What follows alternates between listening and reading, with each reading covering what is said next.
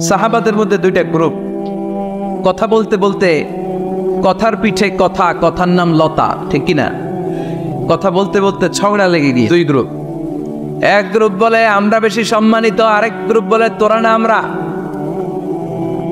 একদল বলে আমাদের ওটের সংখ্যা বেশি, তোমাদের এত ওট নাই। আরেক দল বলে আমাদের ছাগলের সংখ্যা বেশি, তোমাদের এত ছাগল নাই। আরেক দল বলে আমাদের দলে নেতা খেতার সংখ্যা বেশি, তোদের দলে কোনো নেতা নাই। এই কথা নিয়ে ঠেলাঠেলি আছে না নাই? তার মানে সাহাবারা দুনিয়ার ভোগের সামগ্রী, দুনিয়ার সম্পদ, ক্ষমতা নিয়ে পরস্পর ঝগড়া শুরু করে দিল। সাহাবীদের সাথে বিষয়টা মানায় না। সাহাবীদেরকে শিক্ষা দেওয়ার মাধ্যমে গোটা বিশ্বের জন্য আল্লাহ মেসেজ হিসেবে ওই মুহূর্তে সূরাটা নাজিল করে বললেন, আলহাকুমুত তাকাসুর হাত্তা যুরতুমুল মাকাবির। পড়েন আল্লাহু আকবার। আল্লাহ বললেন আলহাকুমুত তাকাসুর, সম্পদের প্রাচুর্য তোমাদেরকে পাগল বানিয়ে দিয়েছে। হাত্তা যুরতুমুল মাকাবির, এই সম্পদের প্রাচুর্যতার কথা, মোহের কথা তোমরা বলতে পারবে না যতক্ষণ না তোমরা কবরে যাবা। কই যাবা? কথা বলেন। বিশ্বনবী একবার রাত্রিবেলা সাহাবাদেরকে বললেন, তোমাদের মধ্যে কে আছো রাতের বেলা 1000 কোরআনের আয়াত পরে বিছানায় ঘুমোতে যাবা? হাত তোলো। কেউ হাত তোলে না। অমি 1000 আয়াত কি বাড়ির কাছের কথা? কথা বলেন। বিশ্বনবী বললেন, কে আছো তোমাদের মধ্যে রাত্রিবেলায় বিছানায় ঘুমোতে যাওয়ার আগে 1000 কোরআনে কারীমের আয়াত তেলাওয়াত করে ঘুমাতে যাবা? দাঁড়াও। কোনো সাহাবী দাঁড়ায় না। বিশ্বনবী ডানে তাকায়, বায়ে তাকায়, সামনে তাকায়, কেউ হাত তোলে না। বিশ্বনবী বললেন, ও সাহাবারা, এবার বলো তোমাদের মধ্যে কে কে আছো সূরাতুত তাকাসুর পরে রাত্রে বিছানায় ঘুমোতে যেতে পারবা? এবার সব হাত উঠে গেছে। সুবহানাল্লাহ পড়ে। বিশ্বনবী বললেন, তোমাদের মধ্যে যদি কেউ রাত্রিবেলা একবার সূরাতুত তাকাসুর তেলাওয়াত করে বিছানায় ঘুমোতে যাও, আমল নামায় 1000 আয়াত তেলাওয়াতের সওয়াব দিয়ে দিবে কে? চিৎকার করে আল্লাহু আকবার। একবার রাতে পড়বেন 1000 কোরআনের আয়াত তেলাওয়াতের সওয়াব আমল নামায় চলে যাবে। পড়েন আলহামদুলিল্লাহ। আত-তাকাসুর, আত-তাকাসুর মানে সম্পদ নিয়ে, প্রাচুর্যতা নিয়ে, অর্থ নিয়ে বাড়াবাড়ি করা, গর্ব করা, অহংকার করা। একদিন মাটির ভেতরে হবে ঘরে মন আমার, কেন বান্ধ দালান ঘর রে মন আমার, কেন বান্ধ দালান ঘর। একদিন মাটির ভেতরে হবে ঘরে মন আমার, কেন বান্ধ দালান ঘর। কবরের ঘর আসল ঘর, এটা আল্লাহ বুঝাতে চাইলেন। হাত্তা যুরতুমুল মাকাবির, মাকবার মানে কবরস্থান, এটার প্লুরাল হলো মাকাবির। আল্লাহ বললেন এই কবরস্থানে যাওয়ার আগ পর্যন্ত দুনিয়া কামার লোভ আর লালসা তোমাদের কমবে। আলহাকুমুত তাকাসুর, দুনিয়ার প্রাচুর্যের লোভে পড়ে, মোহে পড়ে তোমরা পাগল হয়ে গিয়েছো। সম্পদ আর অর্থের বড়াই করতে করতে আখিরাতকে তোমরা বেমালুম ভুলে গিয়েছো। এই দুনিয়া আসল দুনিয়া নয়, আসল জগৎ হলো আখিরাতের জগৎ। বলেন ঠিক কি না? আলহাকুমুত তাকাসুর, অর্থ, সম্পদ, বিত্ত, বৈভব, ক্ষমতা, এগুলো অর্জনের আকাঙ্ক্ষা আমাদেরকে পাগল বানিয়ে দিয়েছে। কিসের নেশা যে আমরা ছুটছি, শুধু ছুটছি প্রতিযোগিতার প্রতিযোগিতা। কোন দিকে যে যাচ্ছি আমরা নিজেরাও জানি না। জোরে বলেন ঠিক কি না? চাহিদার আমাদের শেষ নাই। যার যত বেশি তার চাহিদা তত বেশি। গাড়ি আছে বাড়ি চাই, বাড়ি আছে নারী চাই, এটা আছে ওটা চাই, ওটা আছে সেটা চাই, এরকম চাহিদা আছে না নাই? যারে আল্লাহ দিয়েছে বেশি তার চাহিদাও তত বেশি, ঠিক কি না? এজন্য আল্লাহ বললেন আলহাকুমুত তাকাসুর, তোমাদের চাহিদার কোনো কমতি নাই, তোমাদের চাওয়া পাওয়ার কোনো শেষ নাই। যার সাইকেল আছে সে মোটর সাইকেল চায়, মোটর সাইকেল আছে তো প্রাইভেট কার চায়, প্রাইভেট কার আছে মনে মনে ভাবে প্লেনে চড়তে পারলে একটু ভালো হয়। এরপরে কয় হেলিকপ্টার আছে না নাই? যিনি মেম্বার হয়েছেন তিনি ভাবলেন সামনে চেয়ারম্যান হইলে একটু ভালো হয়। যিনি আপনাদের ভোটে চেয়ারম্যান হয়ে গেলেন, মনে মনে ভাবে এবার যদি একটু পার্লামেন্টে যাইতে পারি খারাপ হয় না। কথা কন, পার্লামেন্টও নিছেন ওনারে, এবার মনে মনে ভাবে একটা মন্ত্রণালয়ের দায়িত্ব যদি পাই খারাপ হয় না, এলাকার উন্নয়ন বেশি বেশি করা যাবে। মন্ত্রীও হয়ে গেছে, এবার মনে মনে ভাবে আর আছে একটা, জোরে কন, ওইটার সুযোগ এই দেশে নাই, ওইটার সুযোগ এই দেশে নাই, হয় উনি নয় উনি। কথা কন, এই দুই ফ্যামিলির বাইরে আমাদের আর কোনো গতি নাই। তো গতি যেহেতু নাই, ওনারা ভালোভাবে চালাক, আমাদের কোনো কথা নাই, জোরে বলেন ঠিক কিনা?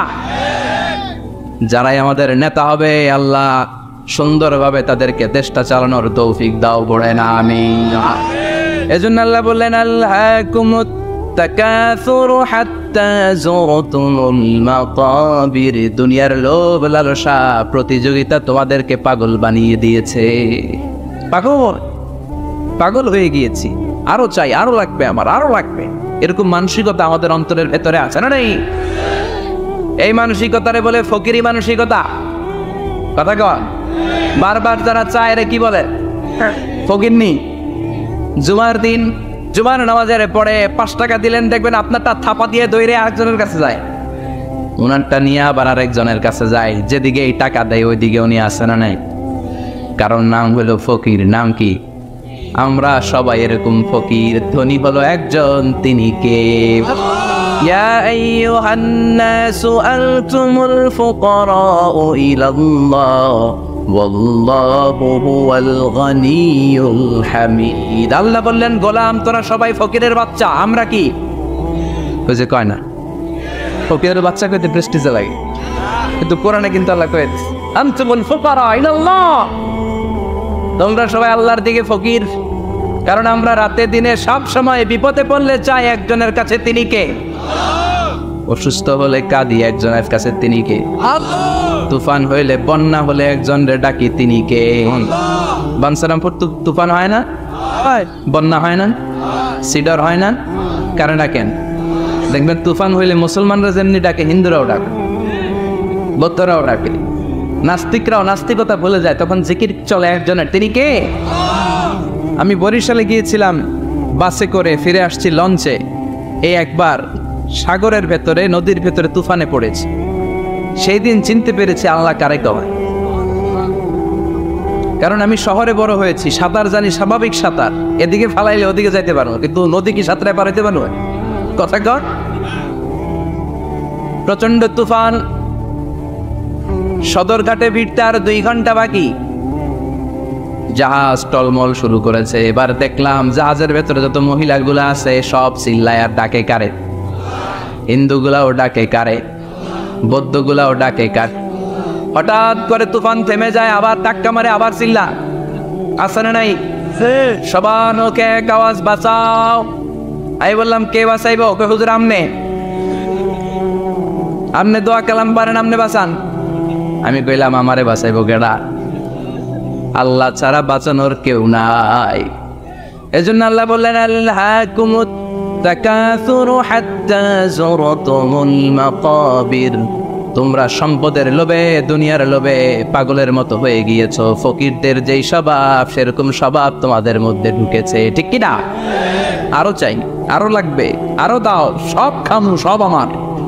পেটটা এতটুকু, হ্যাঁ সব খাইব, পেট কদ্দুর, কিন্তু বলে কি সব খাবো, আনলিমিটেড ডিমান্ড, শেষ নাই। প্রতিযোগিতার পর প্রতিযোগিতা, উনার কত টাকা, আমার টাকা তার চেয়ে বেশি লাগবে, ওর বাড়ি কয়টা, আমার বাড়ি আর কয়েকটা বাড়ানো লাগবে, ওর বিল্ডিং যদি হয় 5 তলা, আমার লাগবে 6 তলা, কিন্তু উনি তাহাজ্জুদ পড়ে, আমারও তাহাজ্জুদ পড়া লাগবে। এই টেনশন আছে নাকি? কথা বলেন। ওনার বাড়ি 5 তলা, আমারটা লাগবে 8 তলা। বিষ্ণু বলেছেন, one of the minor sign before the day of judgment, people will start to compete to construct high-rise buildings. কিয়ামতের আগে লোকজন বড় বড় বিল্ডিং বানানোর প্রতিযোগিতা শুরু করে দেবে। وأن ترى الحفاة العراة العالة رياء الشاء يتطاولون في البنيان. বিষ্ণু বললেন, তোমরা দেখবে এমন কিছু লোক সমাজের গরিব ছিল, পায়ে দেওয়ার মতো জুতা ছিল না, গায়ে দেওয়ার মতো জামা ছিল না, পেটে দেওয়ার মতো খাবার ছিল না, হু হু করে তারা বড় লোক হয়ে গিয়েছে। আর সমাজের এদিকে সেদিকে আনাচে কানাচে বিল্ডিং বানানোর প্রতিযোগিতা করতে শুরু করেছে। আছে না নেই? বানসারামপুরে মুরব্বী যারা আছেন একটু বলেন তো, আজ থেকে 20 বছর আগে এরকম এত বিল্ডিং, টাওয়ার, ফাউন্ডেশন ছিল কুমিল্লা শহরে, চট্টগ্রামে, ঢাকায়? আজ থেকে 20 বছর আগে এখন যেমনি টাওয়ার বানানোর প্রতিযোগিতা এগুলো ছিল, কথা বলে, তার মানে এগুলো কিয়ামতের আলামত। একটার পর একটা, একজন বানায় 100 তলা, আরেকজন বানায় 150 তলা, আরেকজন বলে না আমারটা বানাইতে হবে 200 তলা। আছে না নাই? জেদ্দাতে এবার হজে জেদ্দায় দেখলাম যে সবচেয়ে বড় টাওয়ারটা কাজ এখনো শেষ হয় নাই, 19 সালে খুব সম্ভব ওরা কমপ্লিট করতে পারবে। গত 5 বছর ধরে চালাইয়েই যাচ্ছে। কিংডম টাওয়ার 1000 মিটার উঁচু। হিসাব বুঝেন তো, 1000 মিটার মানে কয় কিলোমিটার? 1 কিলোমিটার। একটা বিল্ডিং যদি 1 কিলোমিটার উঁচা হয়, এটার সামনে যে তাকাতে পারবেন? টুপি পরে যাবে না পিছনে? কথা বলেন। 1 কিলোমিটার উঁচু দি কিংডম টাওয়ার, সৌদি আরবের জেদ্দা নগরীতে অবস্থিত। আরেকটা আছে দুবাইতে, বুর্জ আল খলিফা, 818 মিটার উঁচু। কিংডম টাওয়ার হচ্ছে 170 তলা, আর বুর্জ আল খলিফা 163 তলা। কাবা ঘরের পাশে আরেকটা টাওয়ার আছে, জমজম টাওয়ার। এটার দিমাক্কা রয়্যাল ক্লক টাওয়ার বলে। হাজি সাহেবরা দেখে আসছেন না? বড় একটা ঘড়ির মনোগ্রামও আছে। এটা 120 তলা। কয় তলা? 120 তলা। চায়নাতে একটা আছে সাংহাই টাওয়ার, তাইওয়ানে একটা আছে দি টাইপেরান 101, 101 তলা। আমি যেখানে পিএইচডি করি, বছরের বেশিরভাগ সময় থাকি, মালয়েশিয়াতে একটা আছে। আমরা শপিং করতে গেলে মাঝে মাঝে ওখানে যাই, 2 ভাইয়ের মতো দাঁড়ায় আছে, পেট্রোনাস টুইন টাওয়ার। স্থানীয়রা এটারে বলে KLCC। 41st 42nd ফ্লোর একটা ব্রিজ আছে, এই টাওয়ার থেকে ওই টাওয়ারে যাওয়া যায়। ইয়াতাতাওয়ালুনা ফিল বুনিয়ান, বিল্ডিং বানানোর প্রতিযোগিতা। অমিয়া কিয়ামতের দিন ইসরাফিলের সিঙ্গার ফুৎকারে ইদা জুলজিলাতিল আরদু জিলজালাহা, একটা ভূমিকম্প যে তৈরি হবে, গোটা বিশ্বে যে একটা ভূকম্পন হবে, ওই ভূকম্পনের চোটে একটা টাওয়ারও টিকে থাকবে নাকি? থাকবে? এজন্য আল্লাহ বললেন আল্লাহকুমুত তাকাসুরু হাত্তা যুরতুমুল মাকাবির। দুনিয়ার সম্পদ, লোভ, লালসা, এই সম্পদের প্রতি আকাঙ্ক্ষা তোমাদেরকে গাফেল বানিয়ে দিয়েছে। এই গাফলতি তোমাদের কমবে না, কমবে না। হাত্তা যুরতুমুল মাকাবির, যতদিন না কবরে যাও। কবরে না যাওয়া পর্যন্ত এই খাই খাই নাই নাই এই মানসিকতা তোমাদের থেকে কঠিন কালেও যাবে না। চিৎকার করে বলেন কথাটা কার? এজন্য আল্লাহ বললেন সম্পদ তোমাদেরকে পাগল বানিয়ে রেখেছে। সম্পদের পাহাড় মানুষ গড়তে চায়।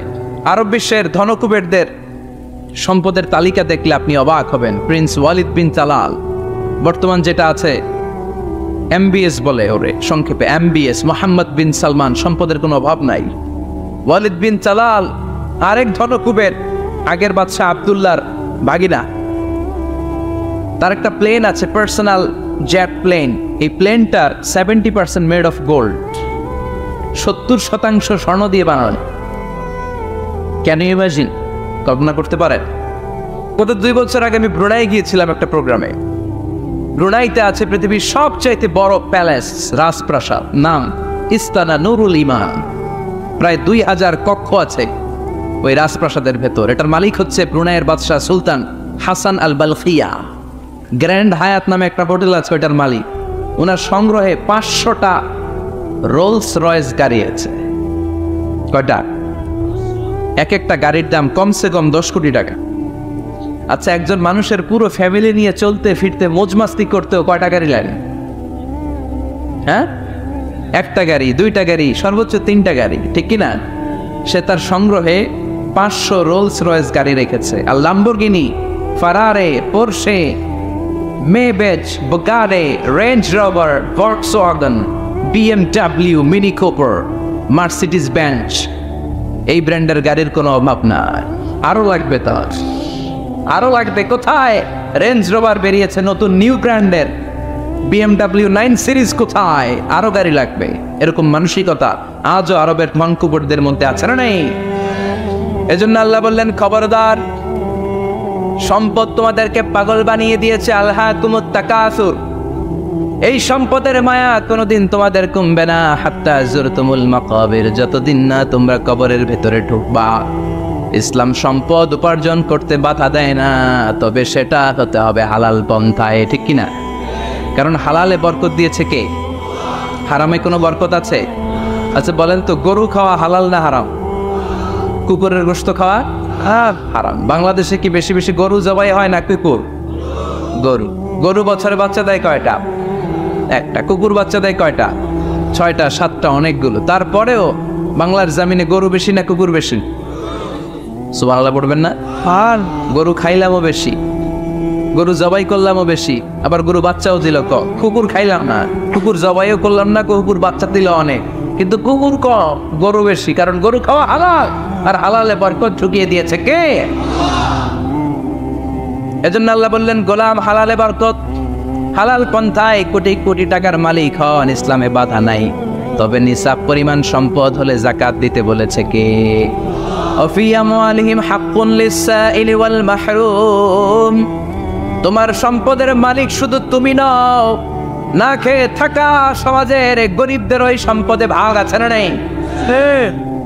অনেকে জাকাতের শাড়ি দেয়, জাকাতের লুঙ্গি দেয়। জাকাতের শাড়ি বলতে, জাকাতের লুঙ্গি বলতে কোনো লুঙ্গি নাই, ঠিক কিনা? জাকাত হচ্ছে এমন পরিমাণে সম্পদ আপনি একজনকে দিয়ে দিবেন, ওই সম্পদ পেয়ে জীবনে আর কোনো দিন যেন তার আরেক জায়গায় জাকাতের টাকা নিতে হাত পাতা না লাগে। কিন্তু জাকাতের শাড়ি দেয়, আছে না নাই? পত্রিকায় বিজ্ঞপ্তি দেয়, আবার ওই শাড়ি আনতে যায় পদপৃষ্ট হয়ে লোকজন মারা যায়, এরকম টাকা আছে না নাই? এজন্য আল্লাহ বললেন, খবরদার, সম্পদ উপার্জন করো, কিন্তু নিসাব পরিমাণ সম্পদের মালিক হলে যাকাত দিবা। ওয়াল্লাযীনা ইয়াকনিজুনা الذهب والفضة ولا ينفقونها في سبيل الله فبشرهم بعذاب أليم।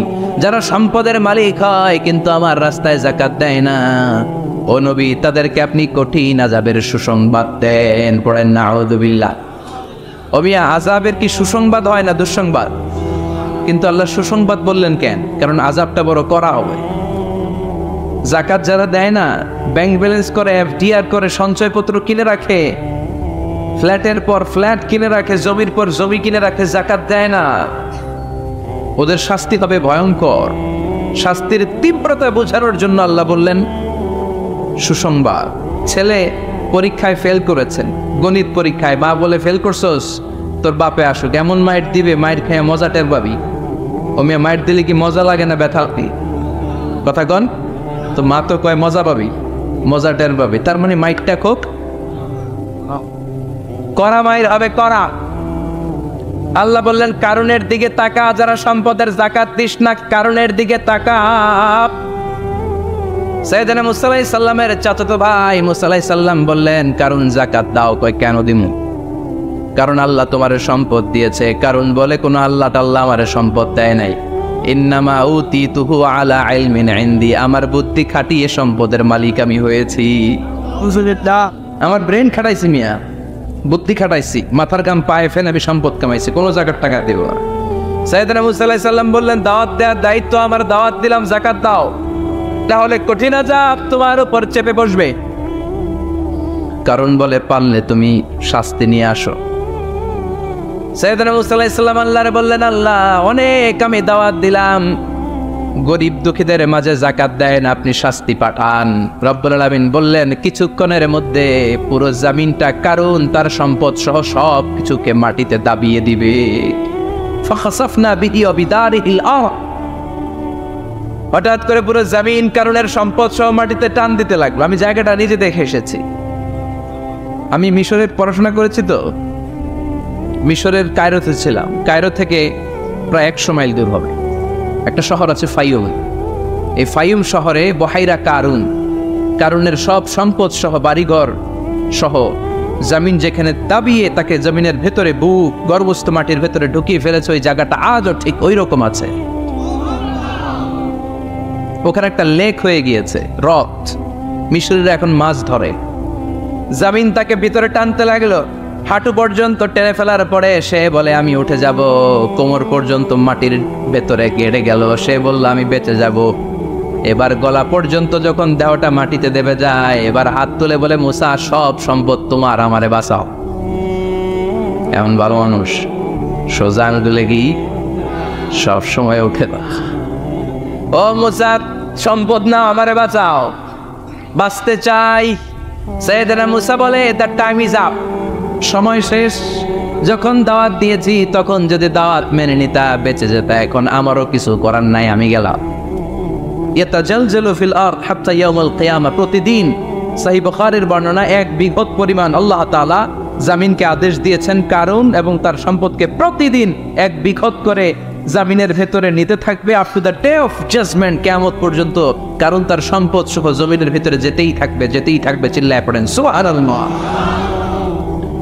এজন্য আল্লাহ বললেন, সম্পদ তোমারে বাঁচাতে পারে না, ক্ষমতা তোমারে বাঁচাতে পারে না, বাঁচাতে পারে একজন, তিনি কে?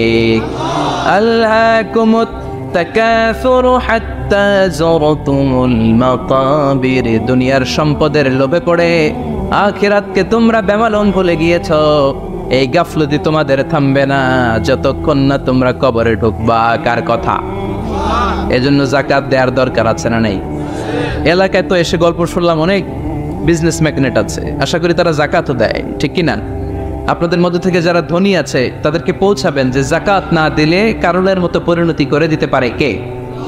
সম্পদগুলো কিয়ামতের দিন পেঁচাতে পেঁচাতে কোমর পর্যন্ত পেঁচাবে, আবার পেঁচাতে পেঁচাতে গলা পর্যন্ত পেঁচিয়ে ছবল দিয়ে বলবে, আনা মালুক আনা কানজুক, আনা মালুক, আমি তোর মাল, আমি তোর সম্পদ, আনা কানজুক, আমি তোর ব্যাংক ব্যালেন্স, আমারে খা। এক একটা ছবলের চোটে পুরো দেহটা 70 গজ জামিনের ভেতরে চলে যাবে। এজন্য আল্লাহ বললেন, আল্লাহকুমুত তাকাসুরু হাত্তা যুরতুমুল মাকাবির, দুনিয়ার প্রাচুর্যতা তোমাদেরকে মোহাচ্ছন্ন করেছে। আমরা মোহের মধ্যে পড়ে আছি, ঠিক কিনা? আমাদের চলাফেরা, কথাবার্তা, লাইফস্টাইল দেখলে মনেই হয় না যে আমরা মনে হয় যে 1000 বছর রাজত্ব করতে আমরা এসেছি, কেউ আমাদেরকে থামাতে পারবে না, কোনোদিন আমাদের মরণ হবে না। চিল্লায় বলেন ঠিক কিনা? এই দুনিয়াটা আসল জীবন না, আসল জীবন কবরের জীবন। এই দুনিয়ার দৃষ্টান্ত আল্লাহর কাছে হলো 4টা স্বর্ণের টুকরার মতো আর 3টা লাশের মতো। স্বর্ণের টুকরা কয়টা? লাশ কয়টা? বনি ইসরাইলের জামানাতে 3 জন যুবক কর্মের সন্ধানে, কাজের সন্ধানে বেরিয়েছিল।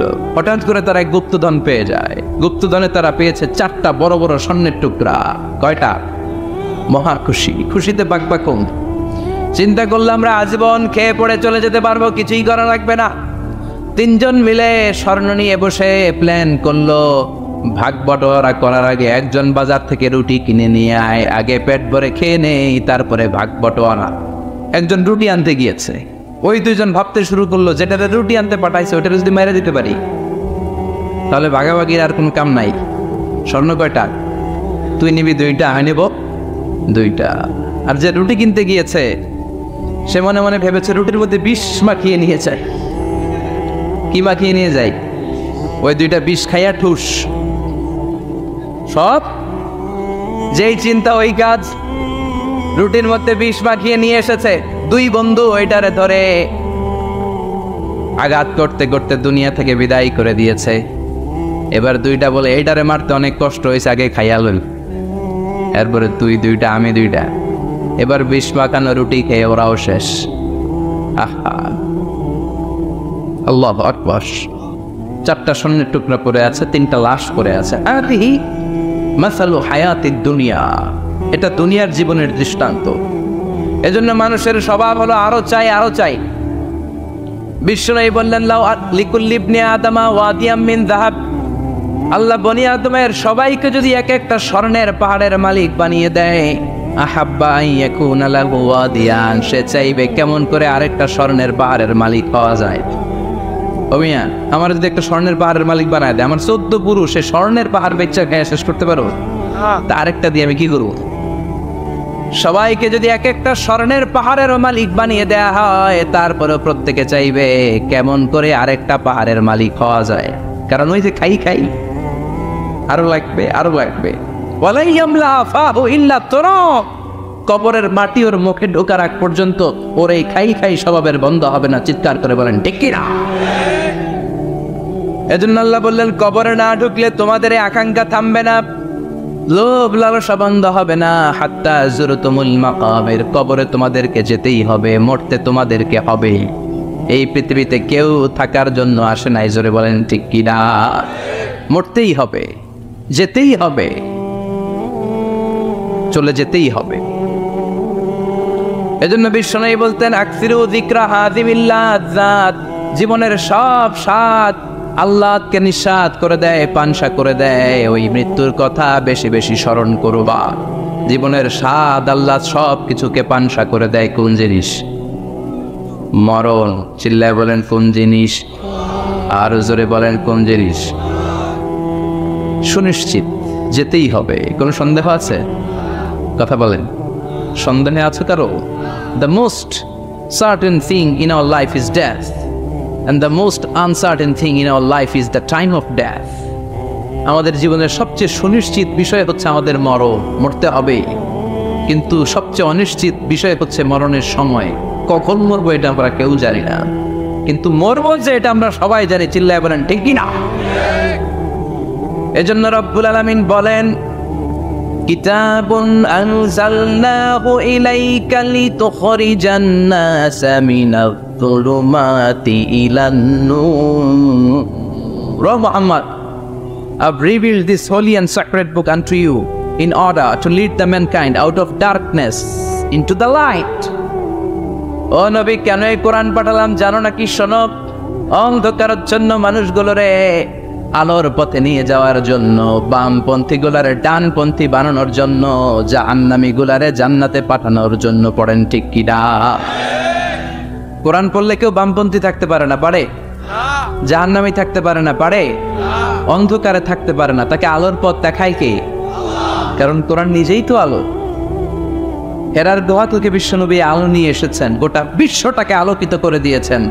Up to the day of judgement, কিয়ামত পর্যন্ত এই আলো ছড়াতেই থাকবে, ছড়াতেই থাকবে, ছড়াতেই থাকবে। কারো মুখের ফুৎকারে আলো কখনো নিভে যাবে না। চিল্লায় এখন ঠিক কিনা? অনেকে চায় কোরআনের আওয়াজকে মাটির নিচে পুঁতে ফেলতে, ইসলামকে মাটির নিচে পুঁতে ফেলতে। কিন্তু ওরা জানে না ইসলাম হচ্ছে বীজের মতো, চারা বীজের মতো। চারা বীজ মাটিতে পুঁতে দিলে কি হয়? আবার উপরের দিকে ওঠে। সুবহানাল্লাহ পড়বেন না? এজন্য কাফেরদের হুঙ্কার, হুমকি, ধামকি, রক্তচক্ষু আর ষড়যন্ত্রের কবলে কোরআনের কিচ্ছু হবে না, বরং গোটা বিশ্বব্যাপী কোরআনের জয় জয়কার। হাজার হাজার হিন্দু, খ্রিস্টান, বৌদ্ধ কালিমা পড়ে মুসলমান হয়ে যায়। After the Twin Tower attack, the number of Muslim community already have been doubled, tripled, multiplied. Twin Tower attack-এর আগে মুসলমান আমেরিকাতে যা ছিল এখন 2 গুণ, 3 গুণ, 4 গুণ, 5 গুণ হয়ে গিয়েছে। আর ইউরোপ আমেরিকাতে মসজিদের সংখ্যা যা ছিল এখন বেড়ে অনেক গুণ বেশি হয়ে গিয়েছে। দিন দিন লোকজন কালিমা পড়ে কনভার্টেড মুসলিম হতে শুরু করেছে।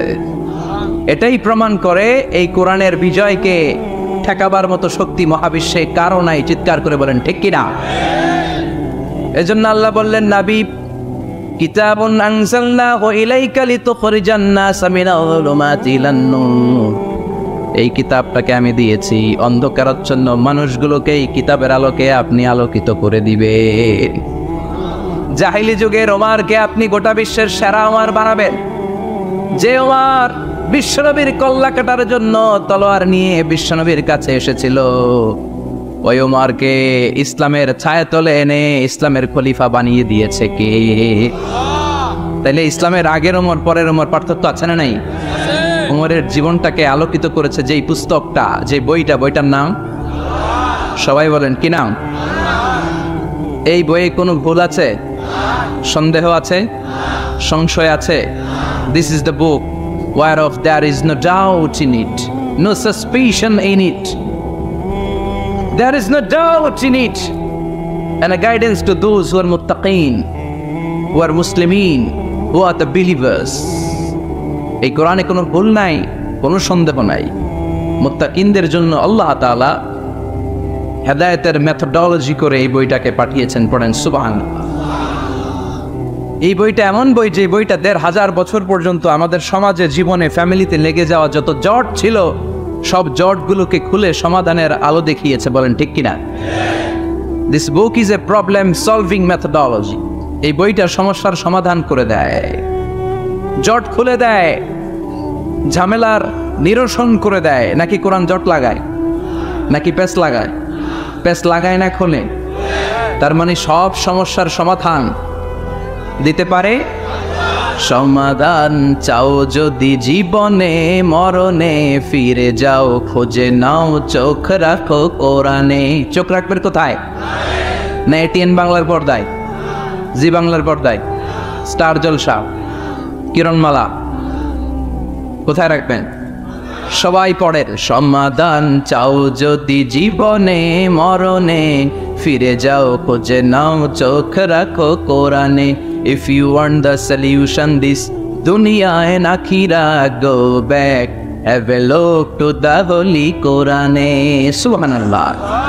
Go back, have a look to the holy Quran. যাও তোমার চেয়ারে বসো, এলান দিয়ে বইটা খোলো আর চোখ বোলাও। তোমার সমস্যার সমাধান এনে দিতে পারে কে? আল্লাহ। এজন্য এই কিতাবটা এমন কিতাব, এই কিতাব থেকে প্রেসক্রিপশন না নিলে সমাজটা সুন্দর হবে না। এই কিতাব থেকে প্রেসক্রিপশন না নিলে জীবনটা সুন্দর হয় না। এই কিতাব থেকে প্রেসক্রিপশন না নিলে দুর্নীতি দমন কমিশন দিয়ে দুর্নীতি বন্ধ করা যায় না। জোরে বলেন ঠিক কিনা? এই কিতাব থেকে প্রেসক্রিপশন নিলে সব ঠান্ডা, সব কিছুর সমাধান হয়ে যাবে। এই জন্য জীবনে মরণে এই কিতাবটাকে সাথী বানাতে হবে। রাজি আছেন তো? নাকি শুধু তাফসির মাহফিলে বয়ান শুনে শেষ?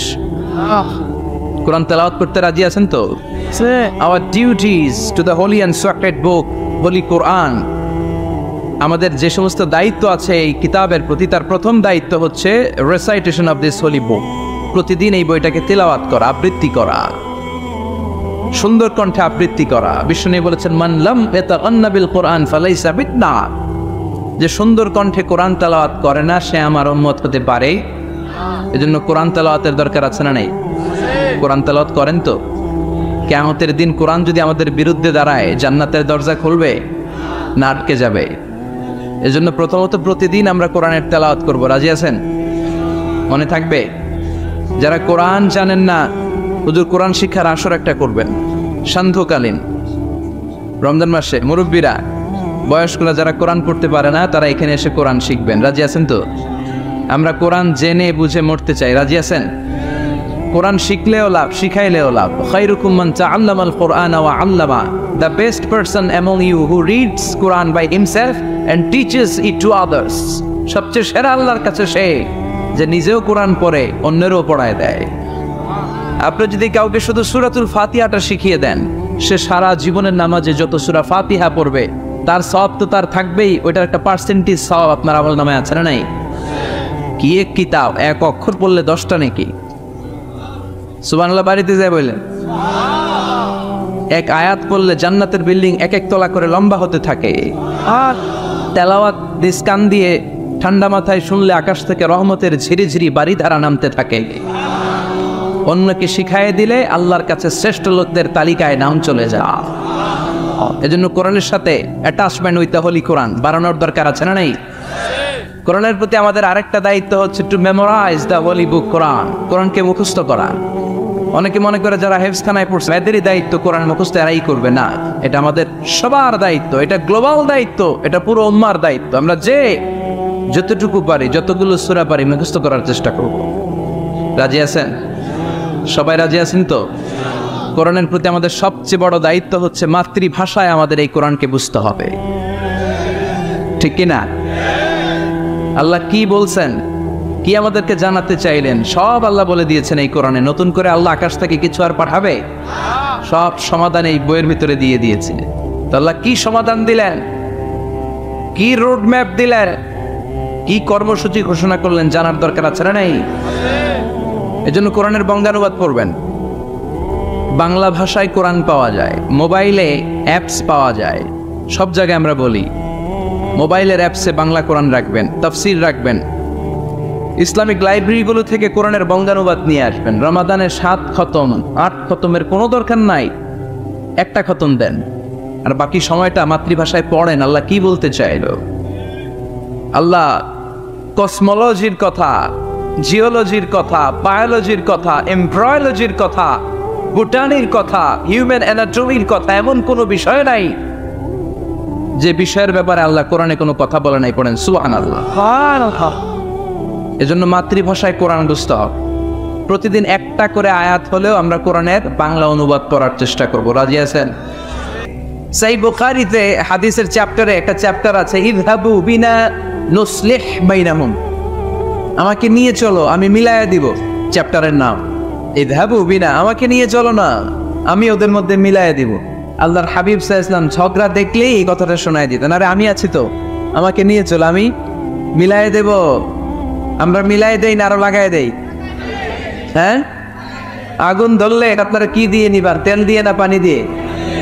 পানি দিয়ে আগুন নেভাতে হয়, অনেক ওই জায়গায় তেল ঢেলে দেয়, আরো জ্বলুক, আরো লাগুক, ঘুষাঘুষি মারামারি, এরকম আছে না? নাই না, আমরা যেন এমন না করি, আমরা যেন মিলিয়ে দেই। আমাদেরকে একটা শক্ত সিন্ডিকেট তৈরি করতে হবে, শক্ত সিন্ডিকেট। এই সিন্ডিকেটটা হচ্ছে ঐক্যের সিন্ডিকেট, যাতে কোনো অপশক্তি আমাদের ঐক্যের সিন্ডিকেটকে ভেঙে দিতে না পারে। চিল্লায় বলো ঠিক কি না? ঐক্যের শক্ত সিন্ডিকেট দরকার, যেটা কোনো অপশক্তি এটাকে বানচাল যেন করতে না পারে, এটাকে যেন নস্যাৎ করতে না পারে, এটাকে যেন দুর্বল করে দিতে না পারে। সেজন্য ভ্রাতৃত্বের বন্ধনে আমাদেরকে অটুট থাকতে হবে। কে কোন পীরের মরিদ, কে কোন দল, কে কোন আইডিওলজি, কে কোন মতাদর্শে বিশ্বাসী, এগুলো যেন বারবার আমরা সামনে টেনে নিয়ে না আসি। আমরা যেন চিন্তা করি আমরা বাংলাদেশি মুসলমান। আমাদের এই ভূখণ্ডে আমাদের সবচেয়ে বড় পরিচয় আমরা বাংলাদেশি মুসলমান। দুইটা পরিচয়, এই ভূখণ্ডের কারণে আমাদের পরিচয় আমরা বাংলাদেশি, ঠিক কিনা? আরেকটা হচ্ছে আমাদের ধর্মীয় পরিচয়, আমরা মুসলমান। এটা যেন সবচেয়ে বড় পরিচয় হয়। যদি সে বাংলাদেশি মুসলমান হয়, সে আমার ভাই, সে আওয়ামী লীগ করতে পারে, সে বিএনপি করতে পারে, সে জামায়াত ইসলাম করতে পারে, জাতীয় পার্টি করতে পারে, এখানে দলাদলি করার কোনো সুযোগ নাই। দালাল খেতাব দিতে আমরা খুব অভ্যস্ত। তুই পাকিস্তানের দালাল, ও কয় তাইলে তুই ভারতের দালাল। আছে না নাই? বাংলাদেশের দালাল কেউ নাই। বাংলাদেশ কপাল পোড়া জাতি আমরা। আমরা এদেশের সন্তান হয়ে এদেশের দালালি করতে শিখলাম না। আল্লাহ তুমি বাংলাদেশের দালাল আমাদেরকে হওয়ার তৌফিক দান করো। আমরা যেন ভাগাভাগি না করি, আল্লাহ আমরা যেন মিলে থাকতে পারি, আল্লাহ তুমি তৌফিক দাও। আরো জোরে পড়ি আমিন। আমি সূরা তাওবার 112 নম্বর আয়াত তেলাওয়াত করেছি। সূরা তাওবার 112 নম্বর আয়াতে আল্লাহ তাআলা আমাদেরকে কিছু গাইডলাইন দিয়েছে। 9টা গাইডলাইন। কয়টা? সবাই বলেন কয়টা? এগুলি খেয়াল করে মুখস্থ করে নিয়ে যাওয়া যাবে আজকে? মুখস্থ করে আবার আরেকজনের শোনায় দিবেন, পারা যাবে? যে এই 9টা বিষয় যদি কেউ লালন করে, নিজের মধ্যে ধারণ করে, আল্লাহ তাকে জান্নাতের সুসংবাদ দিয়েছে। আমরা জান্নাতে যেতে চাই কি চাই না? বাল্লিগু আন্নি ওয়ালাউ আয়া, একটি আয়াত হলেও আল্লাহর হাবিব বললেন পৌঁছে দাও। আমাদের ধর্মের এই মিশনারি ওয়ার্কটা, এটা সবার দায়িত্ব। মিশনারি ওয়ার্ক, দাওয়াতি অ্যাক্টিভিটি, এটা শুধু মিজানুর রহমান আজহারির দায়িত্ব না। উনি এসে শুধু দাওয়াত দিবে না, এটা সবার দায়িত্ব। আমি যদি বেশি জানি তো বেশি শোনাবে, আপনি কম জানলে কম শোনাবেন। আপনি যদি শুধু জানেন লা ইলাহা ইল্লাল্লাহ মুহাম্মাদুর রাসূলুল্লাহ, আপনি তাহলে অতটুকুর দাওয়াত দিবেন। সবাই আমরা দাঈ ইলাল্লাহ। এজন্য কথাগুলো শুনবো, প্রথমত আমরা যেন এগুলো ধারণ করতে পারি, এগুলো পালন করতে পারি। কক্সবাজারের ভাইরা, অনেক ভাইরা এসেছেন, আমাদের সময় অনেক দামি। অনেকে দোকান পাট ব্যবসা বাণিজ্য বন্ধ করে টাকা খরচ করে এসেছেন, সময়টা যেন কাজে লাগে। আমরা আমাদের নিয়তকে খালিস করে নেই, যে আজকে আমরা যা শুনবো ঠান্ডা মাথায় ইখলাসের সাথে আমল করার নিয়তে শুনবো, এবং যা শুনবো মনে রাখবার চেষ্টা করব এবং এটা পৌঁছে দিব, ঠিক কিনা? সবাই কি একমত? দ্বিমত আছেন নাকি কেউ কেউ? সবাই একমত তো? আসুন আমরা সরাসরি কোরআন থেকে তাফসীর শুনি। এই আয়াতটিতে আল্লাহ তাআলা মুমিনদের 9টি গুণের কথা বলেছেন। আমরা একে একে ধারাবাহিকভাবে গ্রাজুয়ালি 9টি গুণের কথা শুনব। প্রথম যেই গুণের কথা আল্লাহ তাআলা বলেছেন, আল্লাহ তাআলা উল্লেখ করছেন মুমিনদের প্রথম বৈশিষ্ট্য হচ্ছে আত্তাইবুনা। আমার সাথে সাথে সবাই পড়েন আত্তাইবুনা। সবাই পড়েন নাই, সবাই পড়েন আত্তাইবুনা, মানে মুমিনরা তওবা করে। এজন্য আল্লাহর হাবিব বললেন কুল্লুকুম খাত্তাউন, তোমরা সবাই পাপী, শুধু পাপী না, পাপীর ঘরের পাপী। ওয়া খায়রুল খাত্তাইনা আত-তাওয়াবুন, আর এই পাপীদের মধ্যে সবচাইতে ভালো পাপী যেই পাপী পাপ করার পরপরই তওবা করে।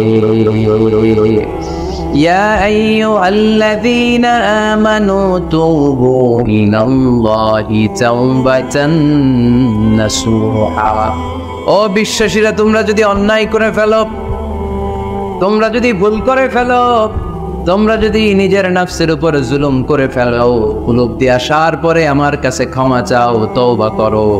তওবার মতো তওবা করলে আমি জীবনের সব গুনাহ মাফ করে দিতে পারি। তিনি দয়াময়, তিনি মেহেরবান, তার দয়া যে কত বিশাল আপনি কল্পনাও করতে পারবেন। তুবু ইলাল্লাহি তাওবাতান নাসুহা, তওবার মতো তাওবাতুন নাসুহা মানে কি? তওবার মতন তওবা, এমন তওবা যে তওবাতে আল্লাহ আপনারে মাফ করবেই, যেই তওবার মধ্যে জড়িত আছে আবেগ, যেই তওবাতে জড়িত আছে চোখের পানির স্পর্শ, চোখের পানির এত দাম। অনুতপ্ত বান্দা যখন গুনার কথা স্মরণ করে কাঁদে, চোখের পানি ছেড়ে দেয়, এই চোখের পানি চোখ বেয়ে নাকের ডগাবে মাটিতে পড়ার আগেই আল্লাহ অনুতপ্ত বান্দার জীবনের সব গুনাহ মাফ করে দেয়। এজন্য চোখের পানি ছাড়তে হবে। আমাদের হৃদয়ের ভেতরটা অনেকের খুব শক্ত, নরম হয় না, চোখ দিয়ে পানি নামে না। সর্বশেষ কবে যে আমরা কেঁদেছিলাম অনেকের মনে নাই, এরকম আছে না? নাই?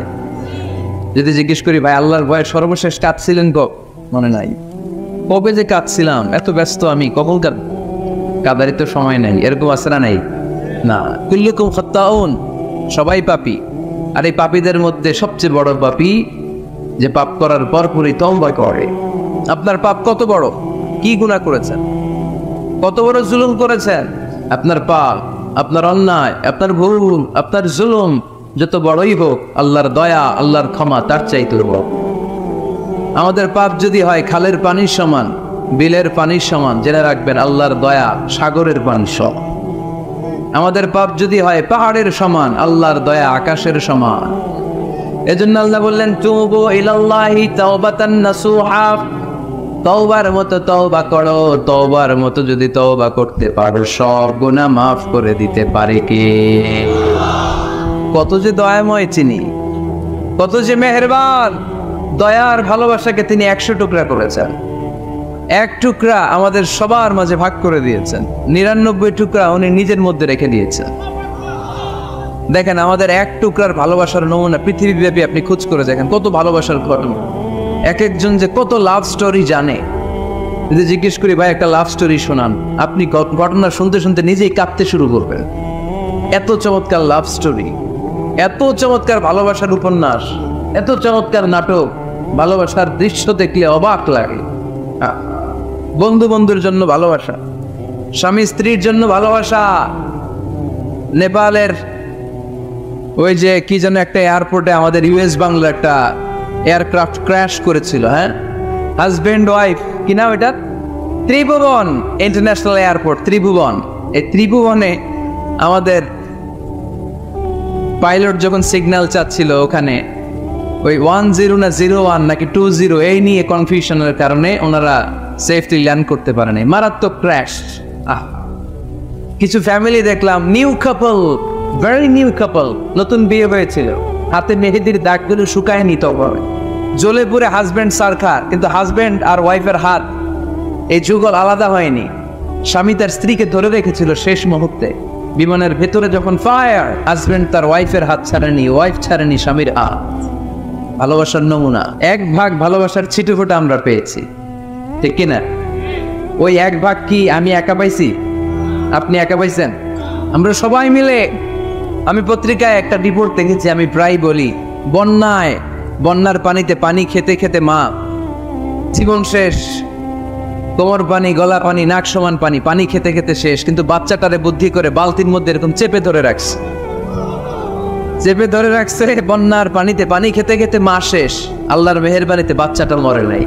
এই কলিজার টুকরা দুধের বাচ্চার জন্য মা জীবন দিয়ে দিল। এই বাচ্চার জন্য মায়ের হৃদয়ে ভালোবাসাটা ঢুকাই দিছে কে?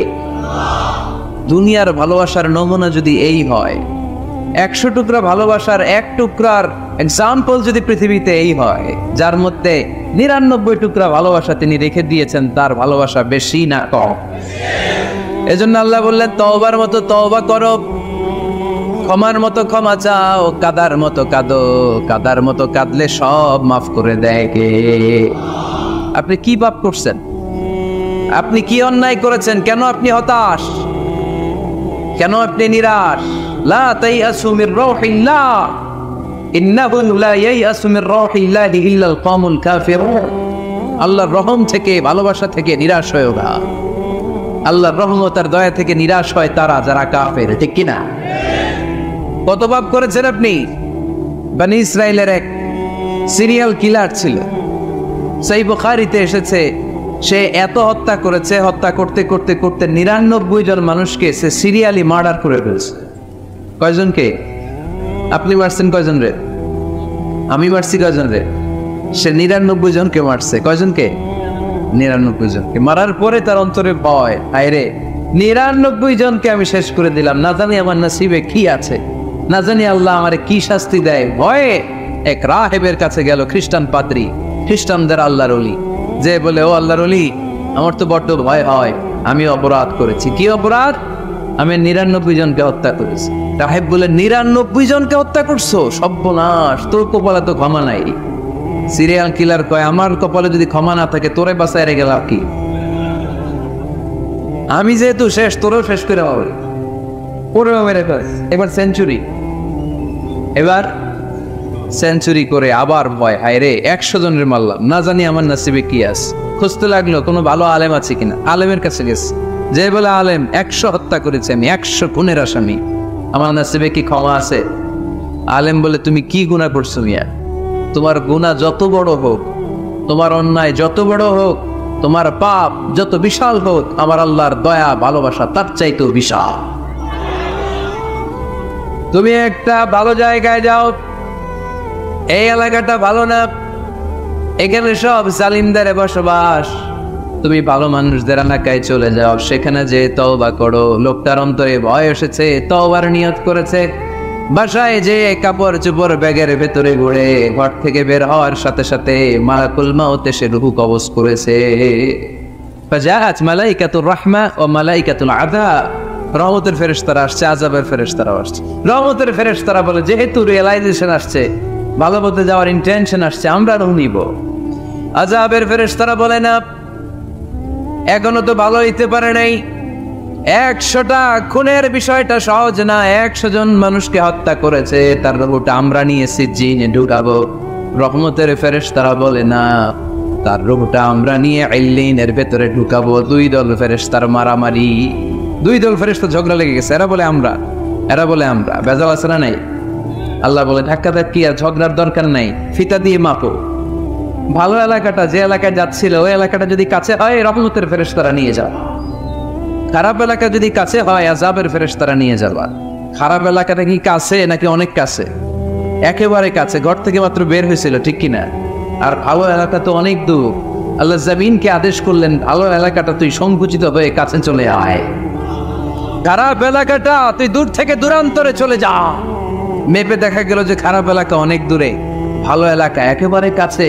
রহমতের ফেরেশতারা তার রূহ নিয়ে জান্নাতে ঢুকিয়ে দিল। চিল্লায় পড়েন আল্লাহু আকবার।